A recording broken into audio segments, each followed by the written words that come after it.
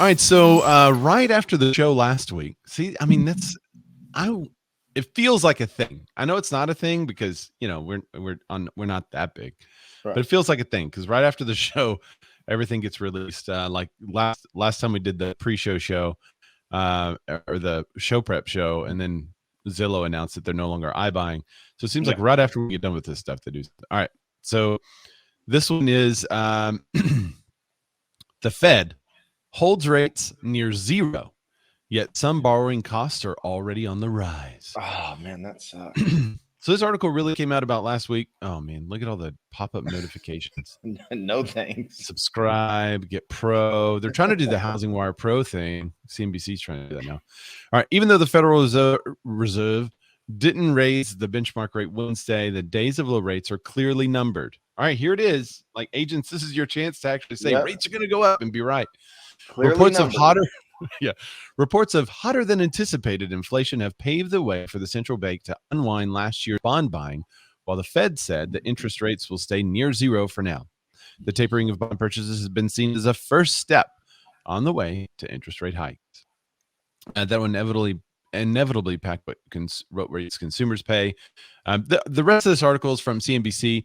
It goes into how borrowing rates will rise. Here's a quote from Jacob Channel. He's a senior economic analyst at LendingTree. He says that if they haven't already, now could still be a good time for some borrowers to consider refinancing, even though rates are rising. Yep. They're still relatively low from a historical perspective. So everything, it's inevitable. It's going to happen. Rates are going up.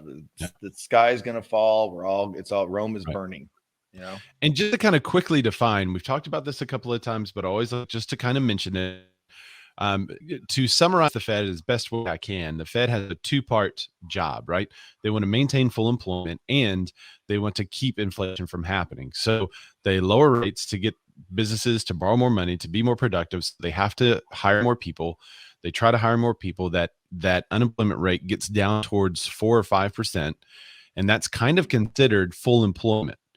When that happens, if money's still cheap, businesses are like, wow, money's still cheap. Let's start buying stuff. So they make a bunch of orders. And so, people are starting to build homes, and there's these companies that are thinking about expansion across the country. And then consumers are like, ooh, we need to order this. We need to order this. We need to order this. I mean, just check out IKEA. They're almost sold out of stuff. And what happens is the producers say, well, we can't really keep up with the amount of orders we have. So we have to raise prices. That is inflation. So right before all those prices are going up, the Fed is supposed to act, and they usually act very slowly and start to alter their behavior to make rates start to tick up so that there are a few orders going for stuff that causes prices to rise more than the rate would. So that's basically the fastest summary of the Fed that I could give you. And that being said, I feel like we should go right to some of these other articles because they're all kind of connected here. The first 4 or 5, or maybe 3 or 4 articles that we have. First 3 or 4, yeah. So the next article says, so you guys can see it. Sorry, live producing. We do have an opening for a live producer if you want to do it. Mortgage rates dropped for the first time in weeks, and sub-3 refinances are common. Wait, what? What's funny is there was a quote in the other article that we really didn't mention. It said the time to get sub-3 refinances are almost over. It's gone. And then when you see the headline, and sub-3 refinances are common. So mortgage rates have fallen for the first time in a month.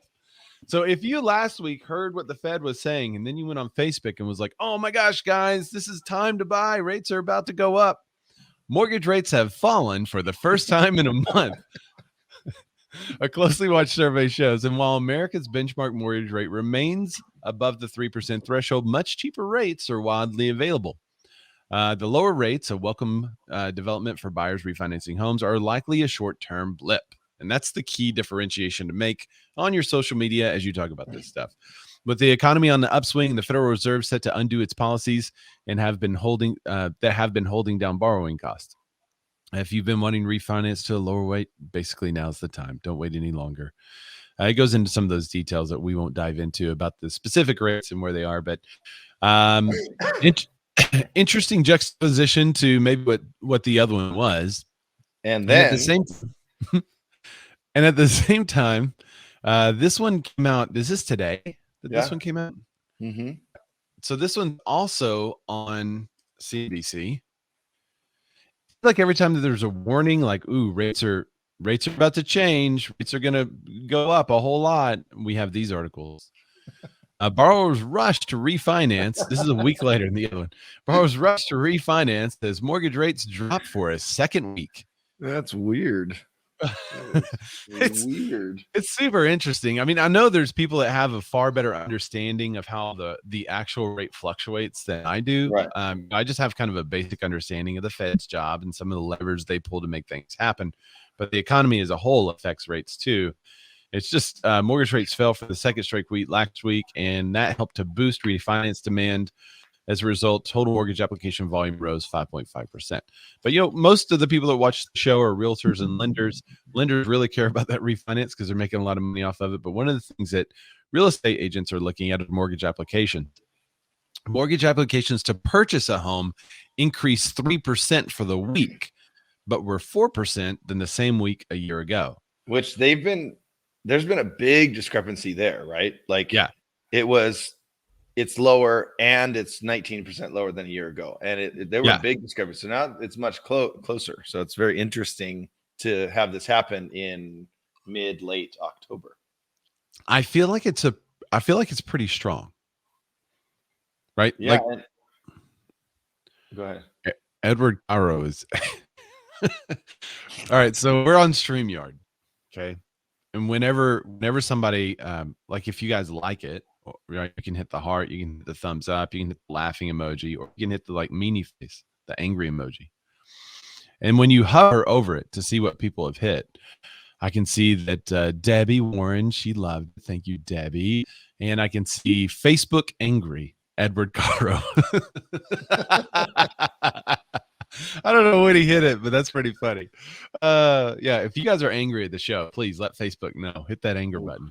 Oh, we got getting more, I'm sure. All right, so mortgage applications, it seems to be a lot stronger because it did increase for the week. It was still 4% lower than the same week a year ago. It has been much lower than the same week a year ago. So that's actually pretty good. The housing market is well into its slower season. While demand is stronger than usual, home buyers are still facing a lean, pricey market. So that's what they're saying this year. But you remember what they said last year about this season? We thought there would be a seasonal slowdown, but it looks like the Rona has extended the buyer's purchasing time period to a later time. So the fall is the new spring. Yeah. And so mortgage application volume last year was actually really high in the fall compared to the previous year. And it's only 4% lower this year. It could mean that we're seeing a slight increase in supply, or maybe buyers are finally settling on properties or able to get into them.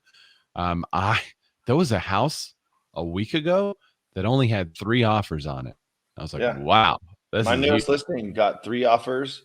All of them, like none, they went over asking, but nothing crazy. And all of them had regular contingency periods, not shortening anything crazy. The biggest thing they're doing now is putting down bigger earnest money deposits, which we have here in California, but nothing crazy. I'm like, yeah. 3, and they're all 3 solid offers, very solid offers, but only 3, which is still great. My seller's happy, but yeah, they're still making money. Nico said, I just had an offer accepted, 3.5% FHA, well under asking. What? Nico has been telling us for a long time. He's been like, for a couple months now, he's been like, it's starting to be more of a buyer's market in my market. Yeah, you guys should start, by the way, a little quick tip, and based on what Dusty says, she says, I showed 2 houses over the weekend that are still available. That's crazy to just say, but she's like, after 6 days, LOL. But just there alone, what you should start doing is do a quick search based on a few months ago or even a year ago. And then now, what is your average days on market? Not just your listings, but overall. And then take that to your sellers. Like, hey, the market is softening a little bit. Or take it to your buyers. Hey, if you were on the fence about buying, now might be a good time. We're actually getting through a weekend on houses now. Yeah. And we found one. This is you remember the old Phelps face meme where like he was happy and then he was like making this really mean face trying to prepare himself for swimming. You remember the Phelps face? Okay, yeah. Michael Phelps. So I made a Phelps face meme. It was like Phelps like really happy, and it said made an offer on property that's been on the market 368 days. And then it shows the mean face notified of existing offers. Oh, dude. And that's like what it was. Drives me insane. Yeah, that was years ago, but I'm starting to see that more now. There was a property that was on the market for 92 days. We went and saw the property. It got an offer that night, not from my buyer. So I know. Yeah. Every now and then we're finding some properties that have sat on the market because the condition and price don't match up. They went way too high, trying to take advantage of the market, and they're not making it. But if you're a buyer out there and you're like, oh yeah, there's this one property down the street I'm thinking about buying. It's been on the market 132 days. We know it's overpriced. It's not. They have offers. Condition. You might want to go. You might want to go make an offer if you're thinking about it, because I think buyers may be settling. It's weird. It's just weird because I had one. It was, geez, I don't know. It was some like 36, 40 days on market. I have an investor client looking for another rental, and it was like, oh, cool. Let's get out there and see it this weekend. Excuse me. Sorry. I don't know what's happening, but I got not really just kind of a response from the agent saying, yeah, you can see it this weekend. No big deal. We liked it. We put in an offer like next day, early morning, like just to make sure we're on top of it. Okay, well, I do have 3 other offers. I'm all, what? Really? Why are you? Oh, man. It's so weird. Like, did they manifest because we sent our offer? I don't know. It's just odd to me. I wanted to add at the very end of that article, the of that one that we were just talking about. Yeah, which one? Where is it? Yeah. Oh yeah, that so the borrower's rushed to refinance, but mortgage rates did drop slightly lower to start the week. We noted that, but it says they are now at the best level since late September. That's literally the very last line of this article. Since oh yeah.